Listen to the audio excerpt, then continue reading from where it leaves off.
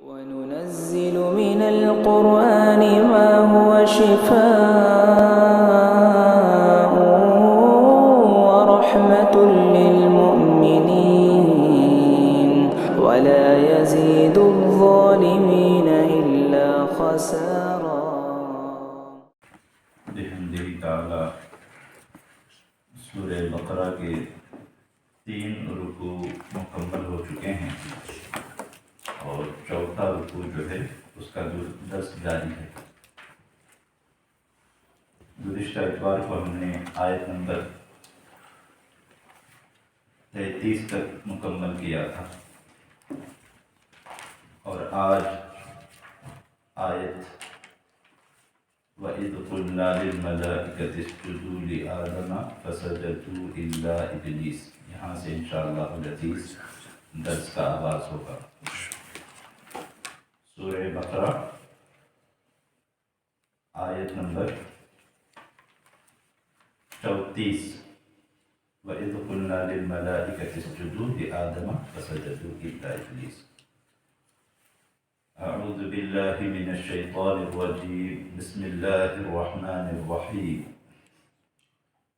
وَإِذْ قُلْنَا لِلْمَلَائِكَةِ اسْجُدُوا لِآدَمَ فَسَجَدُوا إِلَّا إِبْلِيسَ أَبَى وَاسْتَكْبَرَ وَكَانَ مِنَ الْكَافِرِينَ۔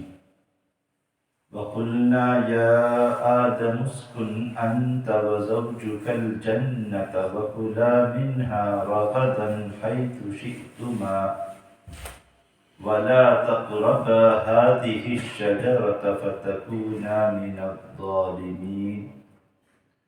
فَأَزَلَّهُمَا الشَّيْطَانُ عَنْهَا فَأَخْرَجَهُمَا مِمَّا كَانَا فِيهِ وَقُلْنَا اهْبِطُوا بَعْضُكُمْ لِبَعْضٍ عَدُوٌّ وَلَكُمْ فِي الْأَرْضِ مُسْتَقَرٌّ وَمَتَاعٌ إِلَىٰ حِينٍ۔ فَتَلَقَّىٰ آدَمُ مِن رَّبِّهِ كَلِمَاتٍ فَتَابَ عَلَيْهِ إِنَّهُ هُوَ التَّوَّابُ الرَّحِيمُ۔ قُلْنَا اهْبِطُوا مِنْهَا جَمِيعًا فَإِمَّا يَأْتِيَنَّكُم مِّنِّي هُدًى فَمَن تَبِعَ هُدَايَ فَلَا خَوْفٌ عَلَيْهِمْ وَلَا هُمْ يَحْزَنُونَ وَالَّذِينَ كَفَرُوا وَكَذَّبُوا بِآيَاتِنَا أُولَٰئِكَ أَصْحَابُ النَّارِ هُمْ فِيهَا خَالِدُونَ۔ صدق اللہ العظیم۔ پچھلے درس میں ہم نے بتایا کہ کس طرح اللہ تبارک و تعالی نے حضرت آدم علیہ السلام کو پیدا فرمایا، یعنی ہم انسان ہیں تو ہمارا آغاز کہاں سے ہے، ہماری ابتدا، ہماری شروعات کہاں سے ہے، اس کا پتہ اللہ تبارک و تعالی نے قرآن پاک میں بتایا کہ تمہارا آغاز کب ہوا۔ ظاہر سی بات ہے، ہر انسان جب اپنے بارے میں سوچتا ہے کہ میں کون ہوں، میں اس دنیا میں کیسے آیا، میرے ماں باپ ہیں، میرے ماں باپ کے بھی ماں باپ ہیں، تو آخر یہ نسل انسانی کی شروعات کہاں سے ہوتی ہے۔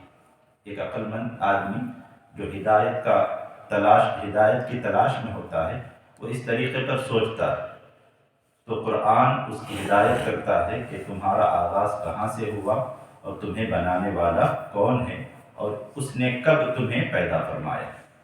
قرآن پاک کی پچھلی آیات میں ہم نے اس چیز کو پڑھا کہ جس وقت حضرت آدم علیہ السلام کو اللہ تبارک و تعالیٰ نے پیدا کیا، فرشتے موجود تھے اور انسانوں سے پہلے اس زمین پر اللہ تبارک و تعالیٰ نے جنات کو رکھا تھا، جنت بھی موجود تھی، دوزخ بھی موجود تھی، اور یہ ساری چیزیں پہلے سے موجود تھیں۔ لوح ہے، کرسی ہے، عرش ہے، آسمان ہے، زمین ہے، انسان کا بھی وجود نہیں تھا۔ یہ ساری چیزیں موجود تھیں، انسان نہیں تھا۔ ارواح موجود تھے، ہماری روحیں موجود تھیں، اور روحوں نے سب مل کر اللہ تبارک و تعالیٰ کی ربوبیت کا اقرار بھی کیا تھا۔ پھر جب اللہ تبارک و تعالیٰ نے زمین میں اپنے نائب کے طور پر انسان کو بنانے کا ارادہ فرمایا تو اللہ تبارک و تعالیٰ نے فرشتوں کے سامنے اپنی بات رکھی کہ میں زمین میں اپنا نائب یعنی اپنا خلیفہ بنانے والا ہوں۔ فرشتوں نے بھی کہا کہ اے رب، کیا تو ایسے کو نائب بنائے گا جو زمین میں جا کر فساد مچائے گا؟ حالانکہ ہم تیری تسبیح تیری حمد کے ساتھ بیان کرتے ہیں، یعنی ہمیشہ ہم تیری تسبیح اور تیری پاکی بیان کرتے رہتے ہیں، لہٰذا تو ہمیں اپنا نائب بنا۔ یہ بات انہوں نے زبان سے تو نہیں کہی کہ تو ہمیں اپنا نائب بنا، لیکن ان کے کہنے کا مقصد یہی تھا۔ تو پھر اللہ تبارک و تعالیٰ نے فرشتوں کو جواب دیا کہ میں وہ جانتا ہوں جو تم نہیں جانتے۔ اور پھر حضرت آدم علیہ السلام کی تخلیق مکمل ہوئی، اور حضرت آدم علیہ السلام کے خمیر میں یعنی اس پتلے میں اللہ تبارک و تعالیٰ نے روح داخل فرمائی۔ تو جب حضرت آدم علیہ السلام کے بدن میں روح آئی، اور اس کے بعد پھر جب اللہ تبارک و تعالیٰ نے حضرت آدم علیہ السلام کو تمام اشیاء کا علم عطا فرمایا، دنیا کی تمام چیز، دنیا ہی نہیں بلکہ دنیا اور آخرت کی تقریباً تمام چیزوں کے نام اور ان کی حکمتیں، ان کے غرض و غایت، اس کا علم اللہ تبارک و تعالیٰ نے حضرت آدم علیہ السلام کو دیا۔ اور پھر اس کے بعد فرشتوں سے کہا کہ فرشتوں کے سامنے کچھ ایک چیزیں اللہ تبارک و تعالیٰ نے پیش فرمائی اور کہا کہ اے فرشتوں، تم ان کے نام بتاؤ۔ تو فرشتوں نے کہا کہ اے پروردگار، ہم صرف اتنا ہی جانتے ہیں جتنا تو نے ہمیں علم دیا ہے، یہ چیزیں کیا ہیں ہمیں اس کا علم نہیں ہے۔ پھر حضرت آدم علیہ السلام کو اللہ تبارک و تعالیٰ نے حکم دیا کہ اے آدم، آپ انہیں بتائیے کہ یہ کیا چیزیں ہیں۔ تو حضرت آدم علیہ السلام نے ایک ایک کر کے سب کے نام بھی بتا دیے، اور ان چیزوں کا مقصد بھی آپ نے بتا دیا کہ یہ کس کام کے لیے یہ چیز استعمال میں لائی جاتی ہے۔ اور پھر جب حضرت آدم علیہ السلام کی فضیلت تمام فرشتوں پر واضح ہو گئی، اور فضیلت کس وجہ سے واضح ہوئی؟ علم کی وجہ سے، علم کی وجہ سے، یعنی اتنا علم فرشتوں کو نہیں ہے جتنا علم حضرت آدم علیہ السلام کو ہے، جتنا علم حضرت آدم علیہ السلام کو ہے۔ تو گویا یہ شروع ہی سے نظام چلا آ رہا ہے کہ جس کے پاس علم ہوتا ہے اس کا مقام و مرتبہ خود بخود دوسروں سے بڑھ جاتا ہے۔ قرآن پاک میں اللہ تبارک و تعالیٰ ایک دوسری جگہ پر ارشاد فرماتا ہے يَرْفَعِ اللَّهُ الَّذِينَ آمَنُوا مِنْكُمْ وَالَّذِينَ أُوتُوا الْعِلْمَ دَرَجَاتٍ، اور کما قال اللہ تبارک و تعالیٰ کہ تم میں سے جو لوگ ایمان لے آئے اور جنہیں اللہ تبارک و تعالیٰ نے علم عطا فرمایا، جو علم جنہوں نے سیکھا، ان کے مرتبے کو، ان کے درجے کو اللہ تبارک و تعالیٰ بلند فرماتا ہے۔ اور ایک دوسرے مقام پر اللہ تبارک و تعالیٰ فرماتا ہے قُلْ هَلْ يَسْتَوِي الَّذِينَ يَعْلَمُونَ وَالَّذِينَ لَا يَعْلَمُونَ، کہ کیا وہ جو جانکار ہیں، جو جانکار ہیں جن کے پاس علم ہے، اور وہ جو نہیں جانتے، کیا یہ دونوں برابر ہیں؟ یعنی یہ دونوں برابر نہیں ہیں۔ علم والوں کے مقام و مرتبے کو اللہ تبارک و تعالیٰ نے بلند کیا ہے۔ تو اس سے ہمیں علم کی اہمیت کا اندازہ ہوتا ہے کہ علم کس قدر ضروری ہے۔ آج بھی یہ افسوس کے ساتھ کہنا پڑتا ہے، ہمارے ملک کی میں بات کر رہا ہوں، ہندوستان کی، کہ اگر سب سے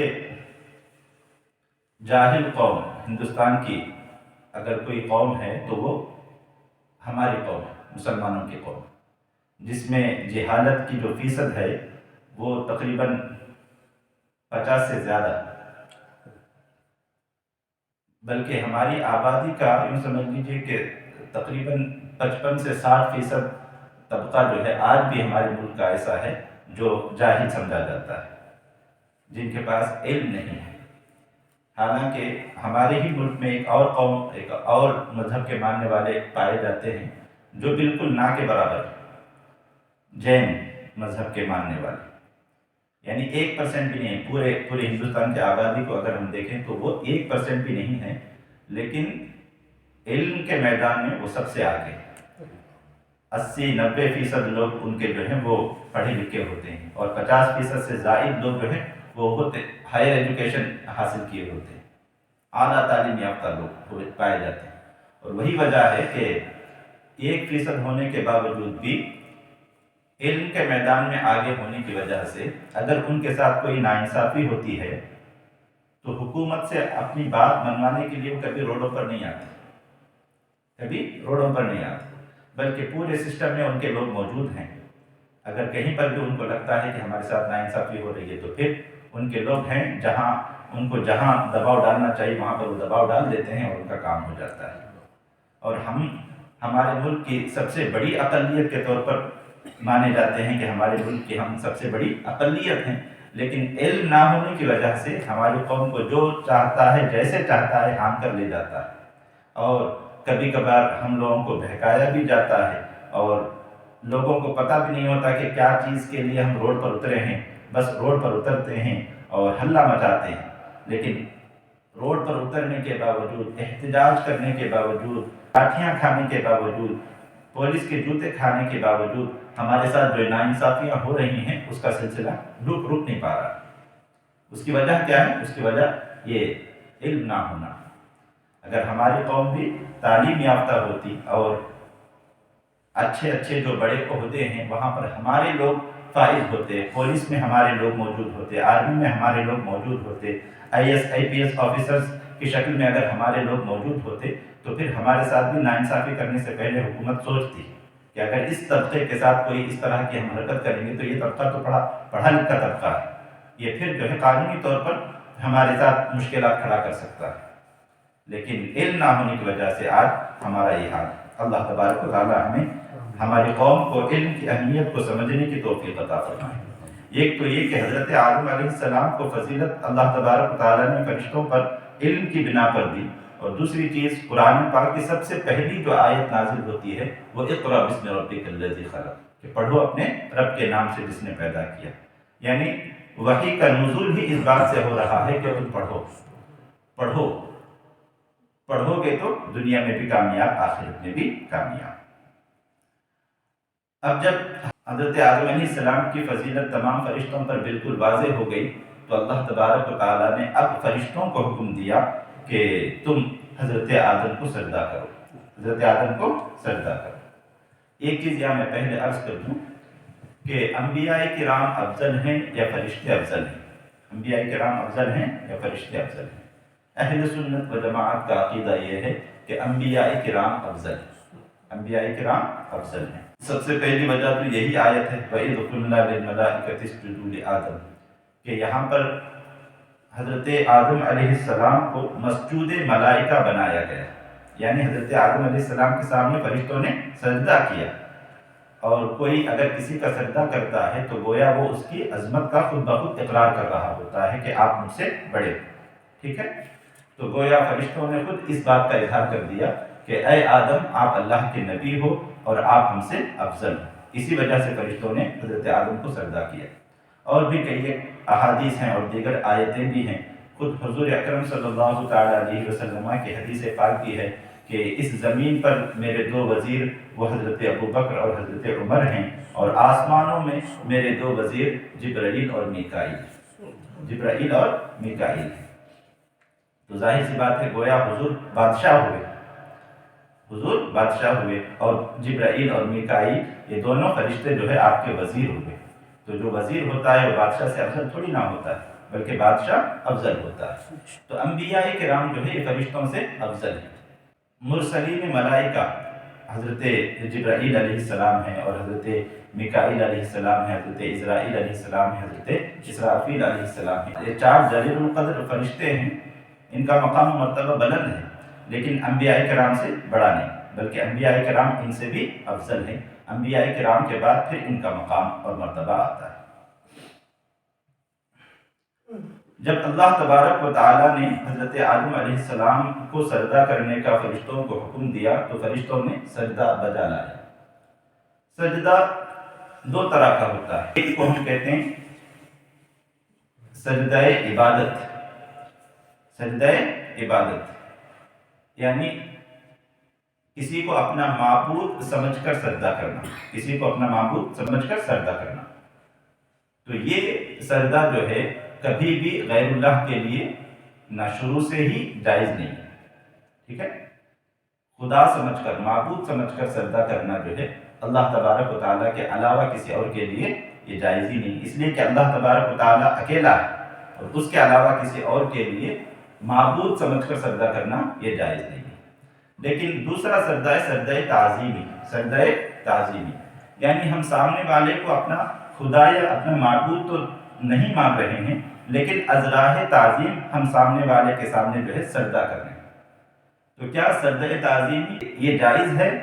تو اس کا جواب یہ ہے کہ یہاں پر تو خود اللہ تبارک و تعالیٰ نے فرشتوں کو یہ اس بات کا حکم دیا کہ تم آدم کا سجدہ کرو، آدم کا سجدہ کرو۔ تو فرشتوں نے جو حضرت آدم کو سجدہ کیا، اس کے جائز ہونے میں تو کسی طرح کا کوئی شک نہیں ہے، ٹھیک ہے؟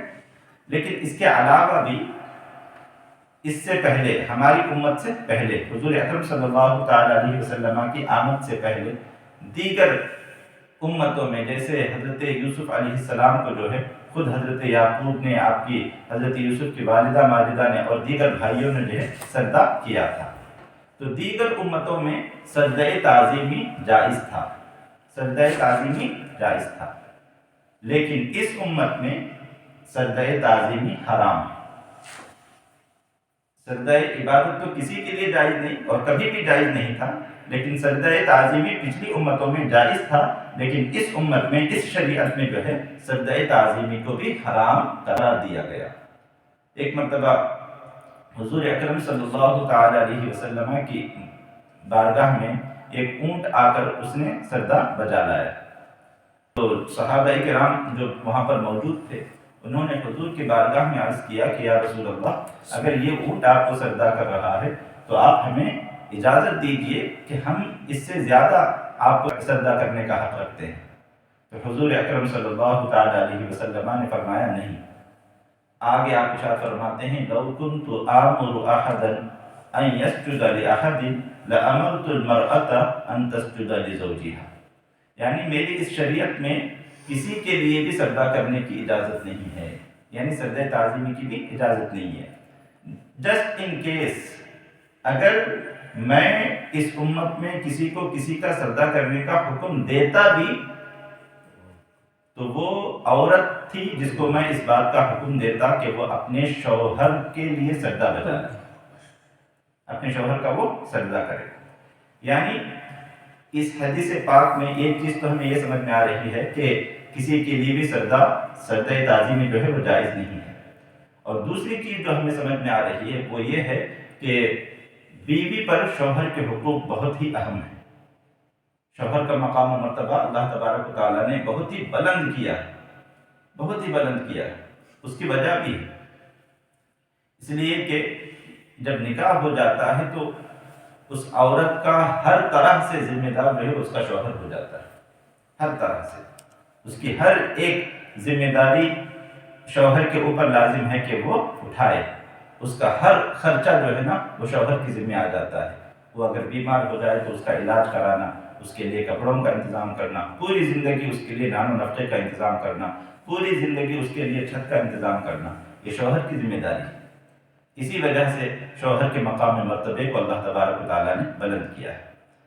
بطور شوہر جس مقام پر مرد پہنچا ہوا ہے اس مقام پر عورت نہیں پہنچ سکتی، اور بطور ماں کے عورت جس مقام پر پہنچی ہوئی ہے کوئی مرد جو ہے اس مقام پر نہیں پہنچ سکتا، کوئی مرد جو ہے اس مقام پر نہیں پہنچ سکتا۔ اسلام نے ہر ایک چیز کو بیلنس کیا ہوا ہے، عورت کو بھی بطور ماں کے جو مقام و مرتبہ دیا ہے وہ مقام و مرتبہ مرد ایک باپ کے طور پر حاصل نہیں کر سکتا، حالانکہ باپ کا بھی مقام جو ہے بہت بلند ہے، لیکن ماں کا جو مقام و مرتبہ ہے اس مقام مرتبے کو باپ نہیں پہنچ سکتا۔ اسی طرح مرد شوہر کے طور پر جس مقام و مرتبے پر فائز ہے، عورت جو ہے بیوی کے طور پر اس مقام و مرتبے پر نہیں پہنچ سکتی۔ تو حضور نے فرمایا کہ اگر واقعی میں کسی کو کہتا کہ تم سجدہ کرو تو پھر میں عورتوں کو اس بات کی اجازت دیتا کہ وہ پہلے اپنے شوہروں کا سجدہ بجا لائے، جو مقام و مرتبہ شوہروں کا ہے اس کو سامنے رکھتے ہوئے۔ تو یہ بات کلیئر ہے کہ اس شریعت میں سجدہ تعظیمی حرام ہے، سجدہ تعظیمی حرام ہے۔ جب حضور کے لیے صحابہ کرام کو جب حضور نے صحابہ کرام کو اپنے لیے سجدہ کرنے سے منع کر دیا تو اب پھر کسی اور کے لیے کیسے اس کی اجازت ہو سکتی ہے؟ ٹھیک ہے، نہ اپنے پیر کے لیے کوئی سجدہ کر سکتا ہے، نہ مزارات پر حاضری دینے کے لیے جب جاتے ہیں تو مزارات کے لیے بھی سجدہ کرنے کی اجازت نہیں ہے۔ ٹھیک ہے، کچھ لوگ لا علمی کی بنا پر جو ہے وہ سجدہ کرتے ہیں مزارات کے سامنے جا کر، معاذ اللہ رب العالمین۔ شریعت نے اس کو سخت حرام قرار دیا۔ اولیاء کرام کے مزارات پر حاضر ہونا چاہیے، وہاں پر فاتحہ خوانی کرنا چاہیے، اور وہاں پر بیٹھ کر اس بزرگ سے فیض بھی حاصل کرنا چاہیے، لیکن اس بزرگ کی مزار کو سجدہ نہیں کرنا چاہیے۔ سجدہ کرنا یہ جہالت والا کام ہے۔ ٹھیک ہے، سجدہ کرنے کی اجازت نہیں ہے، بلکہ اعلیٰ حضرت امام اہل سنت نے جو طریقہ بتایا ہے مزارات اولیاء پر حاضری کا، اس طریقے پر ہمیں عمل کرنا چاہیے۔ آپ فرماتے ہیں کہ آپ سوچئے کہ اگر وہ بزرگ موجود ہوتے، حیات میں ہوتے، تو آپ ان کے کتنے قریب ہو سکتے تھے؟ اگر وہ موجود ہوتے، زندہ ہوتے، ظاہری حیات کے ساتھ ہوتے، تو آپ کس حد تک ان کے قریب جا سکتے تھے؟ بس اتنی ہی حد تک آپ مزار کے قریب جائیں، زیادہ مزار کے قریب جانے کی بھی اجازت نہیں ہے، اس میں زیادہ ادب نہیں ہے۔ ادب کہاں ہے؟ ادب کچھ تقریباً 10 ہاتھ کے فاصلے پر کھڑے ہونے میں۔ مزار شریف وہاں پر موجود ہے، آپ ایک 10 ہاتھ کے فاصلے پر بیٹھ جائیے یا کھڑے رہ کر جو ہے آپ سورتوں کی تلاوت کیجئے، اور پھر اس کے بعد جو آپ نے پڑھا ہے اس کو اس صاحب مزار ولی خدا اللہ تبارک و تعالیٰ کے اس مقرب بندے کی روح کو اس کا ثواب پہنچائیے، اور پھر اس اللہ تبارک و تعالیٰ کے بزرگ اور اس کے اللہ تبارک و تعالیٰ کے مقرب بندے کے وسیلے سے اللہ تبارک و تعالیٰ کی بارگاہ میں دعا کیجیے، تو اللہ تبارک و تعالیٰ ان کے وسیلے سے آپ کی دعا کو ضرور قبول فرمائے گا۔ ٹھیک ہے، تھوڑا ترجمہ ملا لیجیے۔ بسم اللہ الرحمن الرحیم۔ وَإِذْ قُلْنَا لِلْمَلَائِكَةِ اسْجُدُوا لِآدَمَ فَسَجَدُوا إِلَّا إِبْلِيسَ۔ اور یاد کرو، وَإِذْ، قرآن پاک میں جہاں کہیں بھی وَإِذْ آیا ہے، ٹھیک ہے، جیسے اس صفحے کے شروع میں وَإِذْ قَالَ رَبُّكَ لِلْمَلَائِكَةِ إِنِّي جَاعِلٌ فِي الْأَرْضِ خَلِيفَةً، وہ آیت ہے، وہاں پر بھی اذ آیا۔ اب اس آیت کے شروع میں بھی اذ، تو یہاں پر جو ہے اذکر فعل مقدر مانا جاتا ہے۔ اذکر کا معنی یعنی یاد کرو، اذ سے پہلے یاد کرو، کیا؟ اذ قلنا، اس وقت کو یاد کرو جب ہم نے کہا، قلنا جب ہم نے کہا، للملائکتی، کس سے ہم نے کہا؟ فرشتوں سے۔ کیا کہا؟ اسجدوا لآدم، کہ آدم کو سجدہ کرو، آدم کو سجدہ کرو۔ فسجدوا، تو فرشتوں نے سجدہ کیا۔ اللہ تبارک و تعالیٰ کا حکم ہوا، جیسے ہی اللہ تبارک و تعالیٰ کا حکم ہوا تمام کے تمام فرشتے سجدے میں گر گئے۔ ایک لمحے کے لیے بھی انہوں نے توقف نہیں کیا کہ ہم تو نورانی ہیں، اللہ تبارک و تعالیٰ نے ہمیں نور سے پیدا کیا ہے، اور ہم حضرت آدم سے پہلے کے ہیں، لہذا ہم کیوں حضرت آدم کو سجدہ کریں؟ ایسا کچھ بھی انہوں نے نہیں سوچا، بلکہ کہا کہ رب کا حکم ہے، فوراً جیسے ہی حکم ہوا کہ آدم کو سجدہ کرو، فرشتے سجدے میں گر گئے۔ فسجدوا، تو فرشتوں نے سجدہ کیا، الا ابلیس، سوائے ابلیس کے، سوائے ابلیس۔ ابلیس نے یہاں پر جو ہے وہ اجتہاد کر رہا تھا بیٹھ کے کہ میں کیوں سجدہ کروں، مجھے تو آگ سے پیدا کیا گیا، اور آگ جو ہے وہ مٹی سے فضیلت والی ہے، مٹی کا مقام نیچے رہنے کا ہے اور آگ کا مقام اوپر جانے کا ہے، لہٰذا آگ جو ہے وہ بلند و بالا ہوتی ہے، تو لہٰذا آگ مٹی کے سامنے جھک نہیں سکتی۔ اس نے کہا میں سجدہ نہیں کروں گا، ابا، اس نے انکار کر دیا، واستکبر، اور اس نے تکبر کیا، وکان من الکافرین، اور کافر ہو گیا، کافر ہو گیا۔ تو پتہ یہ چلا کہ تکبر جو ہے بڑی ہی خطرناک چیز ہے، بڑی ہی خطرناک چیز ہے۔ تکبر، میں نے ابھی یہ جو فجر کی نماز کے بعد کا جو درس، اسی موقع پر میں نے ابھی 2-3 دن پہلے بتایا تھا کہ کسی شخص کے دل میں یہ آنا کہ میں جب جاؤں تو لوگ میرے لیے تعظیماً کھڑے ہو جائیں، لوگ میرا ادب بجا لائیں، لوگ میرے ہاتھ چھوڑیں، اس طرح کا خیال اگر کسی کے دل میں آ جاتا ہے تو پھر یہ تکبر ہے۔ یہ تکبر ہے، ٹھیک ہے، یہ اچھی چیز نہیں ہے، یہ مذموم ہے، اس کی مذمت کی گئی ہے، اس لیے کہ بڑائی صرف اور صرف اللہ تبارک و تعالیٰ کو زیب دیتی ہے۔ اللہ تبارک و تعالیٰ سب سے بڑا ہے اور بڑائی صرف اسی کو زیب دیتی ہے، اس کے علاوہ ہم سب اللہ تبارک و تعالیٰ کی مخلوق ہیں۔ تکبر سے ہمیں ہمیشہ بچنے کی کوشش کرنی چاہیے اور اپنے مزاج پہ جو ہے وہ عاجزی رکھنی چاہیے، انکساری رکھنی چاہیے۔ جب ابلیس نے انکار کیا اور تکبر کیا تو ظاہر سی بات ہے اب وہ اللہ تبارک و تعالیٰ کی بارگاہ سے مردود ہو گئے، لعنت کا توق اس کے گلے میں ڈال دیا۔ اب ابلیس کو دشمنی ہو گئی کس سے؟ حضرت آدم علیہ السلام سے، کہ انہی کی وجہ سے میں بارگاہ رب العزت سے مردود ہو گیا، وہاں سے مجھے بھگا دیا گیا، لہٰذا اب میں کچھ ایسا کروں گا جس کی وجہ سے حضرت آدم علیہ السلام کا نقصان، ٹھیک ہے، اور وہ بالکل طاق میں رہا کہ مجھے کوئی موقع مل جائے تو میں حضرت آدم علیہ السلام کے دل میں وسوسہ ڈال دوں اور حضرت حوا کے دل میں وسوسہ ڈال دوں، ٹھیک ہے۔ وَقُلْنَا يَا آدَمُ اسْكُنْ أَنْتَ وَزَوْجُكَ الْجَنَّةَ وَكُلَا مِنْهَا رَغَدًا حَيْثُ شِئْتُمَا۔ اب حضرت آدم علیہ السلام کی بائیں پسلی سے آپ سب جانتے ہیں کہ حضرت حوا کو اللہ تبارک تعالیٰ نے پیدا کیا۔ ایسا تھا کہ جب حضرت آدم علیہ السلام جنت میں تھے تو اکیلے ہونے کی وجہ سے آپ کا دل جنت میں لگ نہیں رہا تھا، وہ اکیلا پن محسوس ہو رہا تھا۔ تو ایک دن آپ سوئے تو سونے کے بعد جب آپ کی آنکھ کھلی تو دیکھا کہ حضرت حوا پاس میں موجود ہے، حضرت حوا پاس میں موجود ہے۔ اب حضرت حوا کی تخلیق حضرت آدم علیہ السلام کے بائیں پسلی سے ہوئی ہے، یہ سب جانتے ہیں۔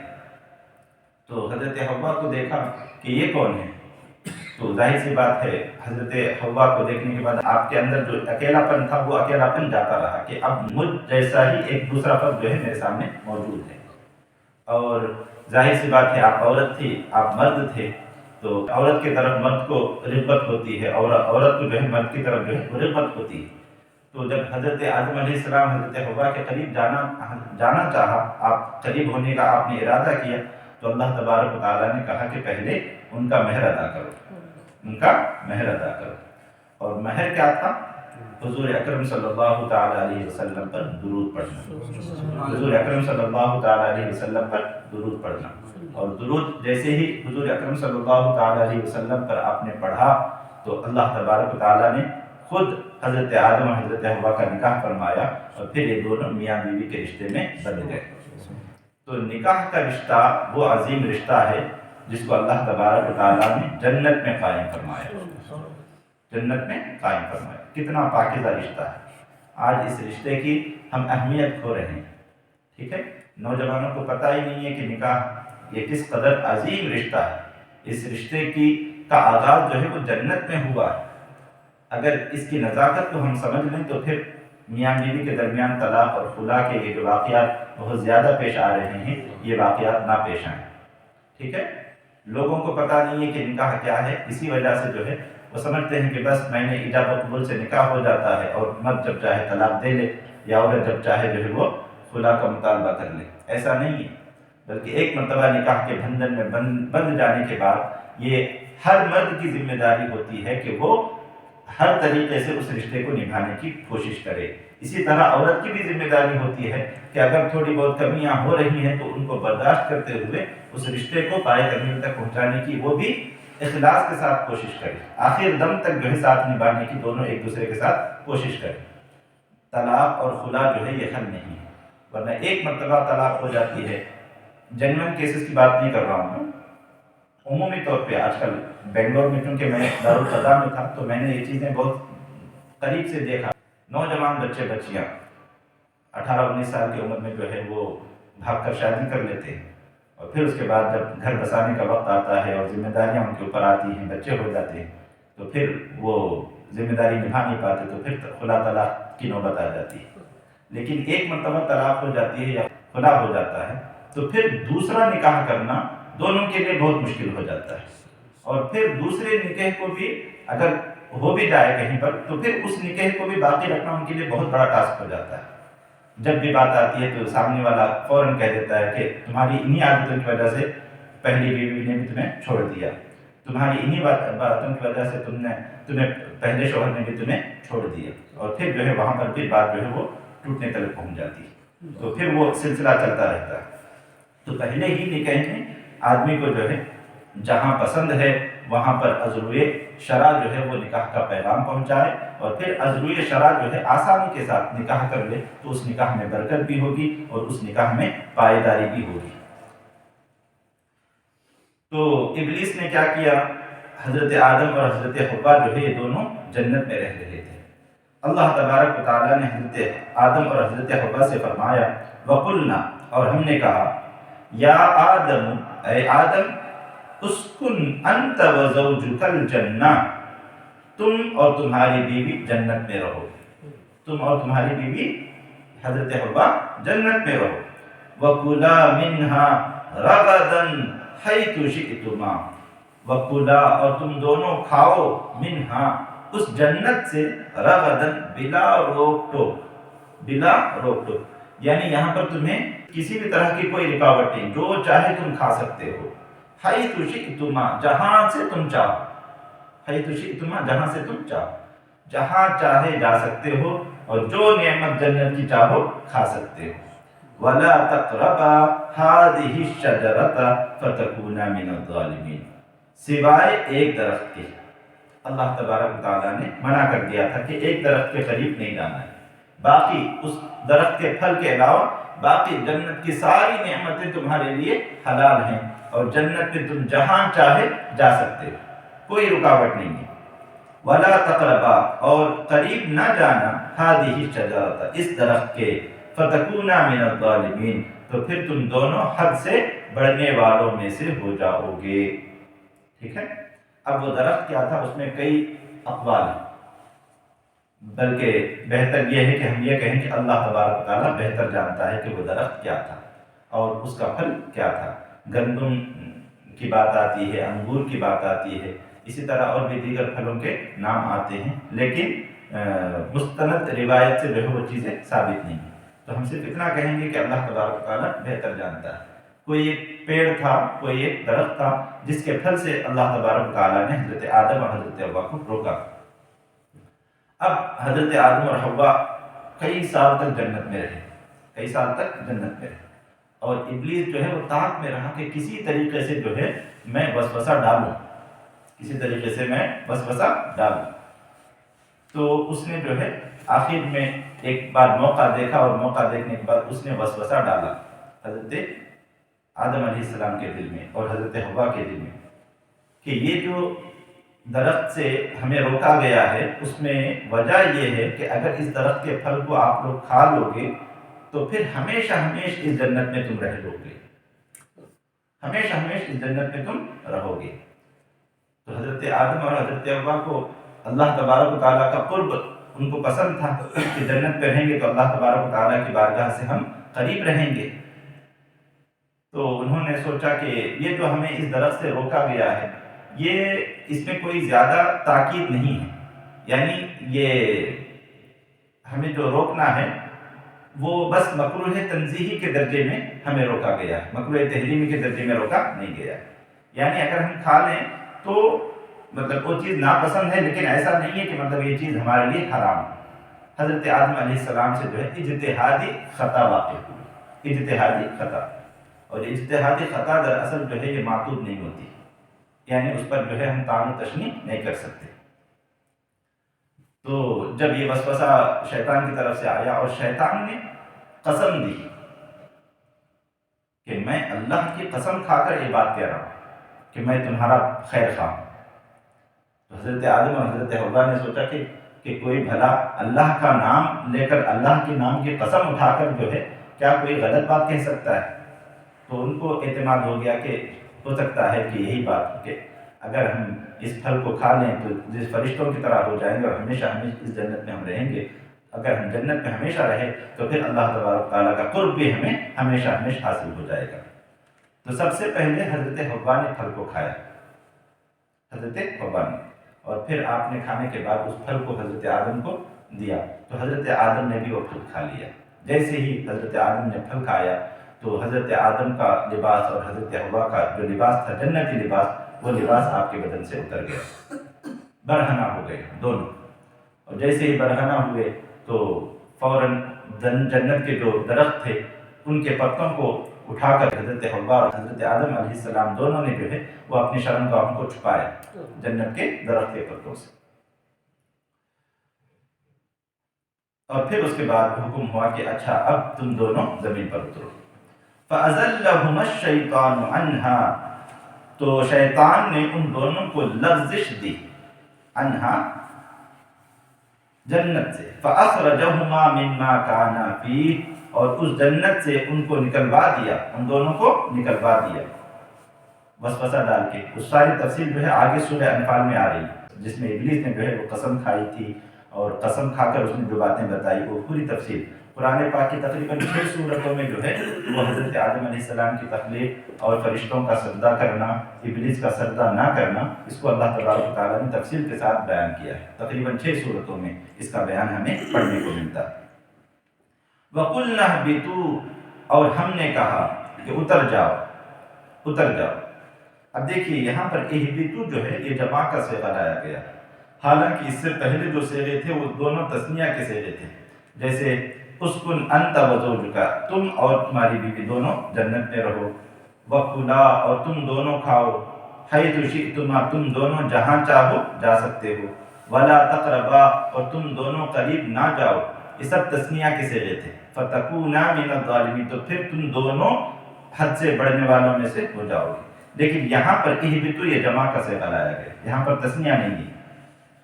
تو اس کا جواب علماء کرام دیتے ہیں کہ یہاں پر خطاب صرف حضرت آدم اور حضرت حوا سے نہیں بلکہ حضرت آدم، حضرت حوا اور آپ کی ذریت سے تھا، نسل انسانی سے خطاب تھا کہ اب تم دونوں اور تم دونوں سے ہونے والی پوری ذریت اب جنت سے اتر جاؤ، جنت سے اتر جاؤ.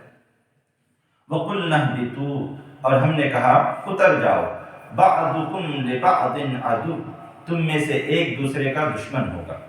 تمہاری اولاد میں سے لوگ انسان جو ہے نا وہ ایک دوسرے کے دشمن ہوں گے. وَلَكُمْ فِي الْأَرْضِ مُسْتَقَرٌّ وَمَتَاعٌ إِلَىٰ حِينٍ، اور تمہارے لیے زمین میں جائے استقرار ہے اور برتنے کا سامان ہے، إِلَىٰ حِينٍ، ایک متعین وقت تک. اور متعین وقت کیا ہے؟ قیامت. یعنی اب تم دونوں جاؤ اور تمہاری نسل جو ہے وہ قیامت تک زمین پر اب رہے گی. اب زمین پر رہنے کے بعد، قیامت قائم ہونے کے بعد پھر ظاہر ہوگا کہ تمہاری نسل میں سے کون جنتی ہے اور کون جہنمی ہے، کس نے اللہ تبارک و تعالیٰ کے احکام کی اطاعت کی اور کس نے نافرمانی کی. وہ فیصلہ جو ہے قیامت کے دن اللہ تبارک و تعالیٰ فرمائے گا. اب جب حضرت آدم اور حضرت حوا دونوں زمین پر آئے، ظاہر سی بات ہے جو آپ دونوں نے جو پھل کھا لیا تھا اس کی وجہ سے مطلب اللہ تبارک و تعالیٰ کے جلال کو یا اللہ تبارک و تعالیٰ کی ناراضگی کو ان دونوں نے محسوس کیا تھا. تو زمین پر آنے کے بعد یہ دونوں اللہ تبارک و تعالیٰ کی بارگاہ میں بہت روئے گڑ گڑائے، بہت روئے گڑ گڑائے، اور اللہ کی بارگاہ میں کئی سال تک جو ہے انہوں نے عرض کیا کہ پروردگار ہمیں معاف کر دے، معاف کر دے، معاف کر دے. اور پھر اللہ تبارک و تعالیٰ نے کچھ کلمات حضرت آدم کو عطا فرمائے کہ تم ان کلمات کے ذریعے جو ہے اللہ تبارک و تعالیٰ کی بارگاہ میں دعا کرو تو اللہ تبارک و تعالیٰ تمہاری دعا کو قبول فرمائے گا. وہ کلمات کیا تھے؟ سورہ انفال میں وہ آتا ہے، ربنا ظلمنا انفسنا وَإِن لَّمْ تَغْفِرْ لَنَا وَتَرْحَمْنَا لَنَكُونَنَّ مِنَ الْخَاسِرِينَ. یہ وہ دعا تھی جو حضرت آدم اور حضرت حوا نے پڑھی تھی. ربنا ظلمنا انفسنا، اے ہمارے رب ہم نے اپنی جانوں پر ظلم کیا. ربنا ظلمنا انفسنا وَإِن لَّمْ تَغْفِرْ لَنَا وَتَرْحَمْنَا، اور اگر تو نے ہمیں نہ بخشا اور تو نے ہمارے ساتھ رحم نہ کیا، لَنَكُونَنَّ مِنَ الْخَاسِرِينَ، تو ضرور ضرور ہم نقصان اٹھانے والوں میں سے ہو جائیں گے. تو پھر اللہ تبارک تعالیٰ نے حضرت آدم علیہ السلام کی دعا کو قبول فرمایا. ایک دوسری روایت مستدرک اور دیگر حدیث کی کتابوں میں یہ بھی آتا ہے کہ حضرت آدم علیہ السلام کو خیال آیا کہ جب آپ کے اندر روح ڈالی گئی اور آپ نے آنکھیں کھولی اور سر اٹھا کر دیکھا تو عرش الہی پر آپ کی نظر پڑی، اور عرش الہی کے پایوں پر آپ نے دیکھا تھا لا الہ الا اللہ محمد رسول اللہ، اللہ تبارک و تعالیٰ کے نام کے ساتھ حضور اکرم صلی اللہ تعالیٰ علیہ وسلم کے نام کو دیکھا تھا، تو آپ کو وہ یاد آیا اور پھر آپ نے کہا کہ اے اللہ تیرے سب سے محبوب جو بندے ہیں محمد، میں ان کے وسیلے سے تیری بارگاہ میں دعا کرتا ہوں، تو دعا قبول کر لے۔ تو اللہ تبارک تعالیٰ نے حضرت آدم سے پوچھا کہ میں نے محمد کو ابھی پیدا نہیں کیا ہے، یعنی تمہاری ذریت میں ابھی وہ پیدا نہیں ہوئے ہیں، ان کی تخلیق نور کی شکل میں تو سب سے پہلے ہوئی ہے، لیکن انسان کی شکل میں وہ ابھی پیدا نہیں ہوئے ہیں، تم ان کے بارے میں کیسے جانتے ہو؟ تو حضرت آدم نے کہا کہ مولا جیسے ہی میں نے نگاہیں کھولی اور میرے اندر جب روح ڈالی گئی تھی، جب میں نے سر اٹھا کر عرش کو دیکھا تھا تو عرش کے پایوں پر جو ہے میں نے تیرے نام کے ساتھ تیرے محبوب کا نام دیکھا تھا، تو میں اسی وقت جان گیا کہ یہ کوئی محبوب ہے، تیری بارگاہ کا محبوب ہے، اسی وجہ سے تو نے ان کے نام کو اپنے نام کے ساتھ ذکر کیا ہے۔ تو پھر اللہ تبارک و تعالیٰ نے حضرت آدم علیہ السلام کی دعا کو قبول فرمایا۔ فَتَلَقَّى آدَمُ مِن رَبِّهِ كَلِمَاتٍ، تو حضرت آدم علیہ السلام نے اپنے رب سے کچھ کلمات سیکھ لیے، چند کلمات۔ وہ کیا کلمات تھے؟ وہی ربنا ظلمنا، فتاب علیہ، تو اللہ تبارک و تعالیٰ نے حضرت آدم علیہ السلام کی توبہ قبول فرما لی۔ انہ هو التواب الرحیم، بے شک وہ سب سے زیادہ توبہ قبول کرنے والا، زیادہ مہربان ہے۔ ٹھیک ہے، یہاں پر توبہ حضرت آدم علیہ السلام انبیاء کرام کی شان میں جو توبہ کا لفظ آیا ہے، یہ اللہ تبارک و تعالیٰ نے بیان فرمایا ہے۔ ٹھیک ہے، ہمیں یہ حق حاصل نہیں ہے کہ یہ کہیں کہ حضرت آدم علیہ السلام سے غلطی ہوئی، یا حضرت آدم علیہ السلام سے پھر حضرت آدم علیہ السلام نے توبہ کی، ان باتوں پر کمنٹ کرنے کا ہمیں کوئی حق حاصل نہیں ہے۔ ٹھیک ہے، اللہ تبارک و تعالیٰ نے اپنے حساب سے بیان فرمایا، اس لیے کہ ہمارا تو عقیدہ یہ ہے کہ انبیاء کرام معصوم ہیں، انبیاء کرام معصوم ہیں، ان سے کوئی گناہ سرزد نہیں ہوتا۔ حضرت آدم علیہ السلام بھی معصوم ہیں، ان سے بھی کوئی گناہ سرزد نہیں ہوا۔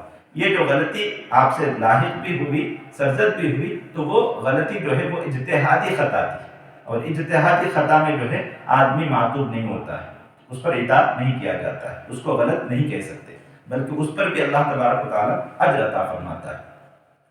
قُلْنَا اهْبِطُوا مِنْهَا جَمِيعًا، ہم نے کہا اهْبِطُوا مِنْهَا، اس جنت سے اتر جاؤ، جمیعا، سب کے سب، یعنی حضرت آدم حوا اور آپ تم دونوں کی پوری ذریت۔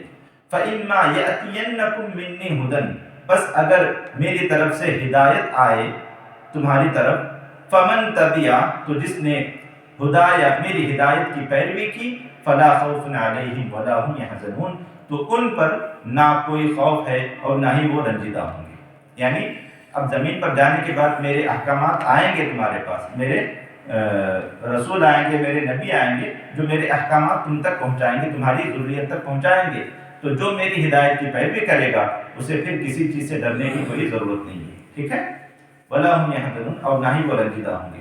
وَالَّذِينَ كَفَرُوا وَكَذَّبُوا بِآيَاتِنَا، اور وہ جنہوں نے کفر کیا اور ہماری آیتوں کو جھٹلایا، ہماری آیتوں کو جھٹلایا، ہماری احکامات کو جھٹلایا، اولئک اصحاب النار، وہ سب کے سب جہنم والے، ہم فیہا خالدون، اور وہ ہمیشہ ہمیں جہنم میں رہیں گے، ہمیشہ ہمیں جہنم میں رہیں گے۔ تو یہ آیت، ان آیات میں اللہ تبارک تعالیٰ نے حضرت آدم علیہ السلام کی تخلیق اور پھر حضرت آدم اور حضرت حوا کا اس زمین پر آنا اور یہ پورا واقعہ جو ہے اللہ تبارک تعالیٰ نے ان آیات میں بیان فرمایا۔ اب یہاں سے جو 5واں رکوع شروع ہو رہا ہے، اس میں پھر بنی اسرائیل کا تذکرہ آ رہا ہے۔ ٹھیک ہے، انشاءاللہ چونکہ آئندہ جو اتوار آئے گا وہ ماہ رمضان، انشاءاللہ اللہ تبارک تعالیٰ ہمیں اللہ تبارک تعالیٰ نے زندگی دی تو ہم سب جو ہیں ماہ رمضان سے لطف اندوز ہوں گے اور ماہ رمضان کے فیض و برکات لوٹ رہے ہوں گے۔ تو اتوار کے دن رمضان میں جو ہے عصر کی نماز کے بعد تفسیر قرآن کا درس رہے گا انشاءاللہ۔ ایک سوال تھا کہ جب اللہ تعالیٰ نے آدم علیہ السلام کو جس درخت کا پھل کھانے کو منع کیا، اس کے پیچھے کیا ریزن تھا، یا اس کا صرف آزمائش تھی؟ اس کا کوئی تھوڑا ڈیٹیل۔ دراصل اللہ تبارک و تعالیٰ کی حکمت ہی تھی، یعنی اللہ تبارک و تعالیٰ جانتا تھا نا کہ حضرت آدم اور حضرت حوا کو صرف ہمیشہ ہمیں جنت میں رہنے کے لیے نہیں بنایا، اس دنیا میں جائیں گے تبھی جو ہے نسل انسانی کا آغاز ہوگا، تبھی جو ہے نسل انسانی کا آغاز ہوگا، اور پھر آخر میں حضور کی تشریف آوری ہوگی، اور پھر اس کے بعد میدان محشر قائم ہوگا، اور وہاں پر پھر اپنے پیارے محبوب کی جو ہے وہ اپنے پیارے محبوب کو اللہ تبارک و تعالیٰ مقام محمود پر فائز فرمائے گا۔ یہ پوری حکمتیں تھیں جس کے لیے جو ہے یہ چیز ہونی تھی، یہ چیز ہونی تھی۔ تو اللہ تبارک و تعالیٰ نے اور بھی کئی ساری حکمتیں ہیں۔ ایک تو حکمت یہی ہے کہ نسل انسانی کا آغاز چونکہ اسی سے ہونا تھا، اسی لیے علماء کرام کہتے ہیں کہ ہم اس کو خطا نہیں کہیں گے۔ حضرت آدم سے جو ہوا کہ مطلب روکا گیا تھا اور آپ نے جو ہے کھا لیا، تو ہم اس کو جو ہے نارمل جو خطا کہتے ہیں، غلطی جو کہتے ہیں، اس طرح کا لفظ ہم استعمال نہیں کر سکتے، بلکہ ہم اجتہادی خطا کہیں گے، اجتہادی خطا کہیں گے۔ اللہ تبارک و تعالیٰ کو یہ چیز مقصود تھی، بس اس نے جو ہے اپنے امر تکوینی سے جو ہے یہ سارا معاملہ ہوا، ٹھیک ہے۔ اللہ تبارک و تعالیٰ کو حضرت آدم اور حضرت حوا ان دونوں کو زمین پر بھیجنا مقصود تھا، لیکن اس کے لیے کوئی راستہ بنے، اور وہ راستہ جو ہے وہ پھل کھانا ہی بن گیا۔ تو دیکھنے میں تو آدمی کو لگتا ہے کہ غلطی ہوئی ہے، لیکن اس غلطی کا دوسرا اگر آپ رخ دیکھیں تو وہ یہ ہے کہ ہماری اس دنیا میں آنے کا سبب بنا۔ ہم اس دنیا میں آئے اور اپنے رب کو ہم نے پہچانا، اور رب کا ہم سجدہ ادا کر رہے ہیں، رب کو ہم پوج رہے ہیں، رب کی ہم اپنی عبادت کر رہے ہیں، تو پھر اس غلطی کو بھی جو ہے کوئی یہ نہیں کہہ سکتا کہ مطلب یہ غلطی ہے، ٹھیک ہے۔ اگر وہ غلطی نہ ہوتی تو پھر ہم اس دنیا میں نہیں آتے، ٹھیک ہے۔ اس لیے کہ جنت میں جو ہے وہ اولاد نہیں ہوتی۔ حضرت آدم اور حضرت حوا جب تک جنت میں تھے تو اولاد وہاں نہیں ملا، تو اولاد ہونے کے لیے زمین پر آنا ضروری تھا۔ ابھی بھی جب انشاءاللہ ایمان والے جب جنت میں جائیں گے تو وہاں اولاد تو نہیں ہوگی، وہاں اولاد کا کوئی سلسلہ نہیں ہوگا، وہ اولاد کا سلسلہ صرف اس زمین پر ہے، ٹھیک ہے۔ اور جنت میں جو جسم دیا جائے گا وہ جسم دنیا کے جسم سے بالکل مختلف ہوگا۔ اسی طرح جہنم میں جو جسم دیا جائے گا لوگوں کو، وہ جسم دنیا کے جسم سے بالکل مختلف ہوگا۔ دنیا کا جسم تو ایک ہی مرتبہ آگ میں ڈال دیجئے تو ایک ہی مرتبہ پورا جھلس کر جو ہے آدمی خاکستر ہو جاتا ہے، لیکن جہنم میں ایسا نہیں۔ جہنم میں جو جسم دیا جائے گا وہ جلے گا، پھر جلنے کے بعد فوراً بعد پھر دوسرا جسم جو ہے اس پر چڑھ جائے گا۔ اس کی تکلیف میں جو ہے وہ اضافہ ہی ہوتا رہے گا، اس کی تکلیف میں کسی بھی طرح کی کوئی کمی نہیں آئے گی۔